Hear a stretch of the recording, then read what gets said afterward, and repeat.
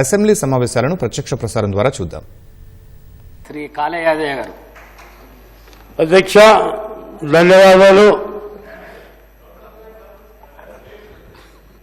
చరిత్రాత్మకమైన SC వర్గీకరణ బిల్లుపై మాట్లాడే అవకాశం కల్పించినందుకు ధన్యవాదాలు. 3 దశాబ్దాలుగా వర్గీకరణ కోసం ఎదురు చూస్తున్న ఎస్సీ వర్గీకరణకు సైతం ప్రత్యేకంగా సమావేశం, శాసన మండలి, శాసనసభ ఆమోదం తెలిపాయి.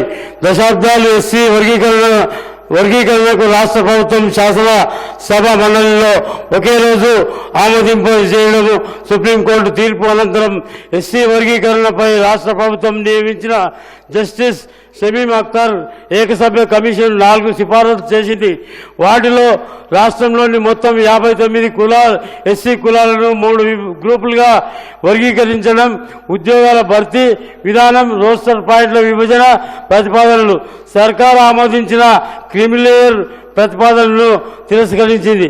ఈ నివేదిక మంత్రిమండలి ఆమోదించిన అనంతరం సంబంధిత నివేదికను శాసనసభలో ప్రవేశపెట్టి ఆమోదించిన ఫిబ్రవరి 24వ తేదీని తెలంగాణ సోషల్ జస్టిస్ డేగా జరుపుకోవాలని గౌరవ ముఖ్యమంత్రి గారు రేవంత్ రెడ్డి గారు వ్యాఖ్యానించారు. బడుగు బలహీన వర్గాల, మైనారిటీలు, మాలమాదిగల, ఉపకులాల వారు తమకు చెందాల్సిన రిజర్వేషన్లపై దశాబ్దాలుగా పోరాటం చేశారు. అపరిష్కృత ఉన్నటువంటి సమస్యను పరిష్కరించేందుకు రాష్ట్రంలోని కాంగ్రెస్ ప్రభుత్వం ఏర్పడిన తర్వాత కార్యాచరణ రూపొందించింది. ఈరోజు ఆ నివేదిక ఆమోదింపజేసుకున్నామని ముఖ్యమంత్రి గారు అన్నారు. నాటి సమస్యకు శాశ్వత పరిష్కారం చూపించిన ఫిబ్రవరి 4న మరి అన్ని వర్గాలు తెలంగాణ జస్టిస్ డేగా జరుపుకోవాలని సూచించడం జరిగింది. గ్రూప్ 2లో మెరుగైన ప్రయోజనాలు పొందిన కులాలను గ్రూప్ 3లో చేర్చి 2011 జనాభా లెక్కల ప్రాతిపదికన ఎస్సీ జనాభాలో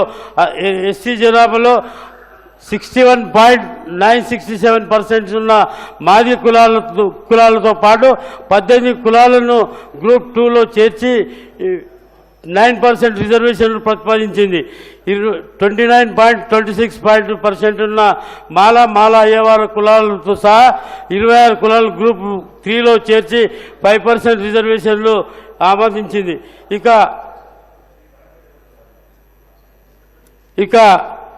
3.28% ఉన్నటువంటి 15 కులాల గ్రూపుల్లో ఉన్న 1% రిజర్వేషన్ పొందుపరిచి అనేక అనుమానాలు, అడ్డంకులు, విమర్శలు అధిగమించి కాంగ్రెస్ ప్రభుత్వం రాష్ట్రంలో కులగణనకు నిర్వహించి దేశాన్ని ఆశ్చర్యానికి గురి చేసింది.